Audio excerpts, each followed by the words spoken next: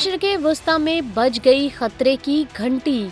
UNO सलामती council के ममालिक सर जोड़कर बैठ गए। बुध के रोज ईरान में हमास के सियासी रहनुमा इस्माइल हनिया के कत्ल से खित्ते में कशीदगी में इजाफा हुआ। यही वजह है कि यूएनओ सलामती कौंसिल के ममालिक ने मशरिक़ वस्ता में वसी जंग को रोकने के लिए सिफारती कोशिशें तेज करने पर जोर दिया है। इस्माइल हनिया की मौत के बाद अक़वाम मुत्तहिदा की सलामती कौंसिल में हंगामी इजलास हुआ, जिसमें रुकन ममालिक ने हमास के सियासी सरबराह के कत्ल की सख्त मजम्मत की और खदशा जाहिर किया है कि खित्ता मुकम्मल जंग के दहाने पर है। जंग को रोकने के लिए बैनुल-अक़वामी कोशिशें तेज करनी होंगी, जबकि ईरानी मंदूब ने इस हमले पर मजम्मत करते हुए जोर दिया है कि यह हमला अमन और सलामती की संगीन खिलाफ वर्जी है, जिस पर अक़वाम मुत्तहिदा की सलामती कौंसिल को फौरी कार्रवाई करनी चाहिए।